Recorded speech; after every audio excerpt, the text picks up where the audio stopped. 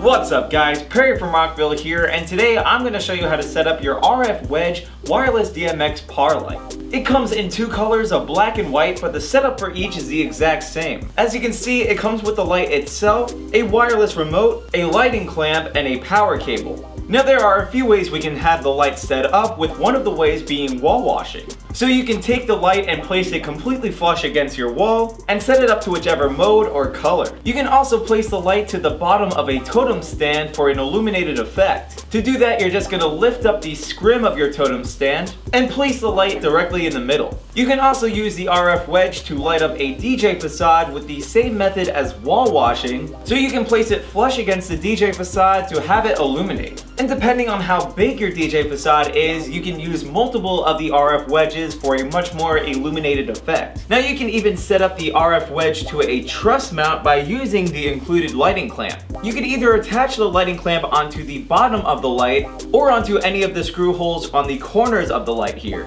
So all you're going to do is take this thread of the lighting clamp and line it up to any of the holes and screw it on to attach it to the light. Now to attach the light onto the lighting clamp, you're going to loosen the butterfly screw here.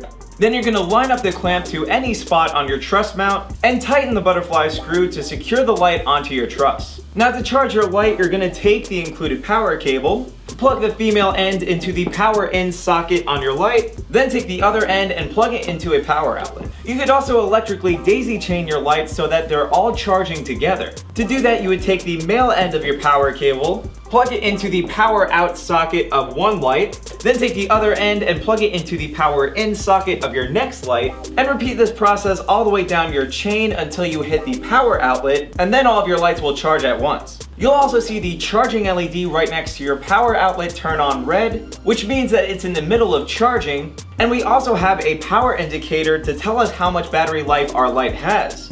And you'll know your light is all charged when the charging LED turns green. So let's turn the light on to see all of these different modes. Now there are several light options available on the RF wedge that we can toggle through using the buttons underneath the LED display here. So we can use the menu button to switch between the different modes available on the light, the up and down buttons to toggle between each setting, and on some modes we can use the enter button to access a sub menu, while on other modes we can use the enter button to save any changes, which the light will remember every time we turn it off and turn it back on. The A001 display shows that the light is in the DMX address mode. This is what we can use to set the light to its own DMX address to use with a DMX controller. So while we're in this mode, we can use the up and down buttons to toggle between the different DMX addresses. And when you press enter in this mode, you can change the DMX mode for your lights. Next we have the CL mode, which acts as the static color mode for this light, where we can use the up and down buttons to choose between 32 different colors, and the enter button to have the light remember the setting. The CC mode is the color change mode, where the light will change between all the different colors. From there we can use the up and down buttons to change the speed of the color change, and the enter button to have the light remember this setting. The EE mode is the color pulse mode, where the light will pulse between each color. In this mode we can use the up and down buttons to switch the speed of the pulse, and press enter to have the light remember this setting. Next we have the FF mode, where the light will fade in between each color. In this mode we can use the up and down buttons to switch the speed of the fade, and the enter button to have the light remember this setting. After that we have the ST or strobe mode, where the light will strobe a certain color. We can use the up and down buttons to control the speed of the strobe, and when we press enter in this mode we go into the sub menu that allows us to change the color of the strobe. After that we have three different sound modes we can use. The first one here is a standard sound change mode, where the light will change color every time it picks up sound. So for example, if I clap, you'll see the light change in color. Then we can use the up and down buttons to switch between the different sound change modes.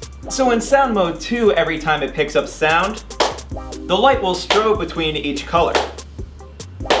And lastly we have sound mode 3, where the light will pulse between each color.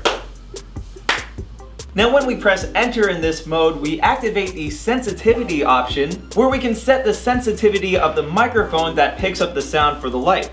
So the higher we set this setting, the higher the sensitivity the mic will be. Next we have the display mode, where we can set the option to turn the display on the LED screen off after 20 seconds. So if I were to press enter, I would then have the option to have the LED on or off after 20 seconds. The on setting will have the display show the whole time, and the off setting will have the LED turn off after the 20 seconds. Next to that we have the REN mode. In this mode we can choose between two different REN settings for the wireless remote. More on that in a little bit. There's also a self-test mode, so you can see how each color on your light is doing. In this mode you'll want to press enter to activate the test, and press enter again to stop the test. And since this is an RGBWA+UV light, there are 6 different modes where we can control the intensity of the red, green, blue, white, amber, and ultraviolet LEDs. Playing around with the intensities of these LEDs allow you to color mix and make your own customized color. And lastly, we have the slave setting, where we can set the light to slave mode, so we can set up another light to act as a master light. Pressing enter in this mode allows us to switch between 6-channel and 10-channel DMX to correspond to whichever setting our master light is set to, which we'll get into more in a bit. Now say you wanted to have control over multiple RF wedge power lights in a stage production, live venue, etc. We can do this wirelessly with a wireless DMX controller, or we can use DMX cables to connect all of our lights to the controller. First, let's go over the wireless setup. There are 2 separate modes we can use with the lights with a DMX controller, one being 6-channel mode and the other being 10-channel mode. Using either 6-channel or 10-channel mode is completely dependent on what your needs are and how much control you want to have over your lights. For example, 6-channel mode gives us basic controls over the colors, while 10-channel mode gives us control over the colors plus the features. So for this demonstration, let's use 10-channel mode. So to start, I'm going to set my lights up to slave mode, which I can do either with the menu settings or with the click of the button using the red switch here on our light. So I can flip this red switch here over to slave mode, and you'll see on the display it automatically turns into slave mode. From here we can press enter and switch the DMX channel mode. So like I said, we're gonna go with 10 channel for today. And you'll want to do the same exact thing for however many lights you want to have set up. Now I'm going to go ahead and turn on my DMX controller. The next thing we're going to want to do is set up the DMX code using this button here. When we press this button, we have 7 different colors that we can use to sync the lights up to a DMX controller, etc. So this means we have 7 different ways of doing so. So for today, I'm going to press the button until we get to the red color, and then I'm going to set the DMX code to the same color here on my DMX controller. So now you should be seeing the DMX code button flashing on your DMX controller, while the DMX code light on the lights themselves stay solid. So now I can go back to the DMX controller and activate scanner 1, and now we can go through all the different faders and see what they do. Starting with fader 1, this acts as the master dimmer so we can determine how bright we want our lights. For today, let's raise that all the way up, and go on to fader 2, which controls the red LEDs, so the more I raise that, the more the red LEDs start to come through. Moving on, fader 3 will control the green LEDs. Fader 4 controls the blue LEDs. Fader 5 will control the white LEDs. Fader 6 controls the amber. And fader 7 will control the ultraviolet. Now fader 8 will control the strobe mode on any color we want to have set to our lights. So for example, I'm going to set it to the green color.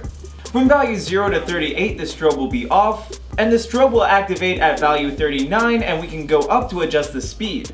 You can tell what value your fader is on by looking at the LCD display on your controller. Now fader 9 will control all of the different functions through separate sections of values. From values 0 to 8, it stays closed. From values 9 through 50, you can select a static color and use fader 10 to cycle through all the different colors. Values 51 to 89 activate the color cycle mode. Values 90 to 129 activate the color pulse. Values 130 to 199 activate the color fade mode.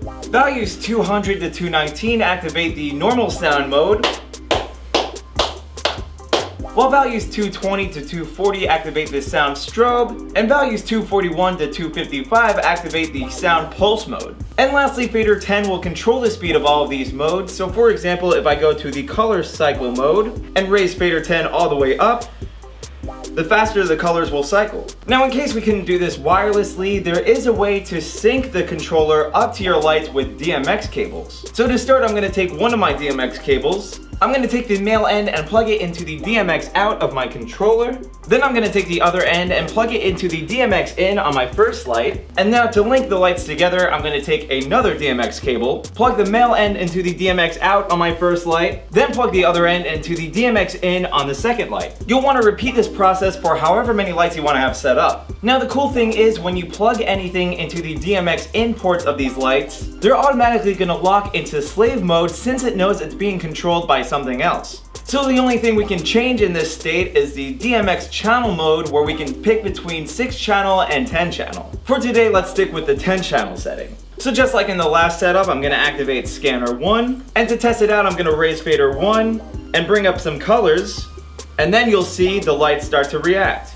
So now let's say you wanted to have control over multiple of these lights but didn't want to set up a DMX controller. You can still do this by using the master slave function. So first I'm going to want to pick which light I want to have as my master light, so let's go with this one right here.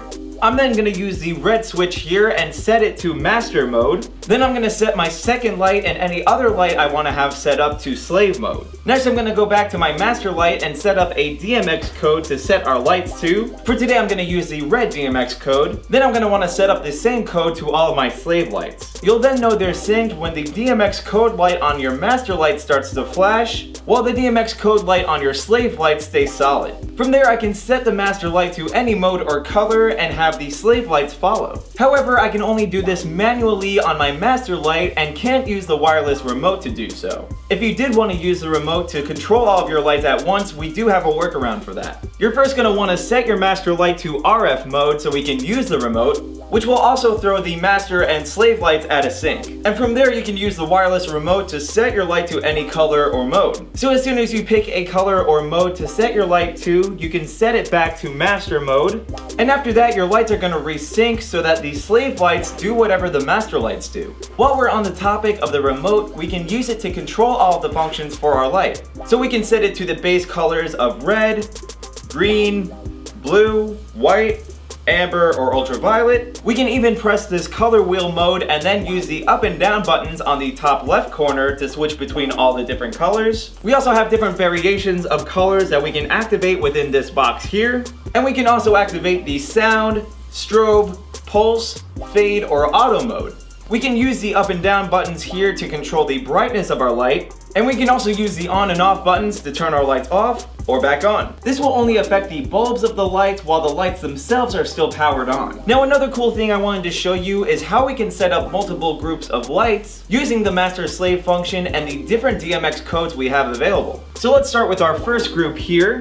I'm going to set one of our lights to master mode and the other one to slave mode. Then I'm going to go back to the master light and set up a DMX code for it to use. For today, let's use green and set it to the same DMX code on the slave light. I'm then going to do the same exact thing for the second group of lights here, but use a different DMX code. For this group, we'll use the red DMX code. So now I can go to the master light of each group and set them to different modes or colors. And now we have two different groups of lights doing their own thing, with the first group here doing a pulse mode while the other one is doing the strobe. Now we can also sync our lights together by using a DMX cable. So to do that, I'm going to take the male end of my DMX cable and plug it into the DMX out of my master light. Then I'm going to take the other end and plug it into the DMX in on the next light. I'm then going to set each light that I want to have as my slave light to the slave mode. Now for this setup, we can either set the master light to master mode and manually set the light into any mode or color to have the slave lights follow, or we can set our master light to RF mode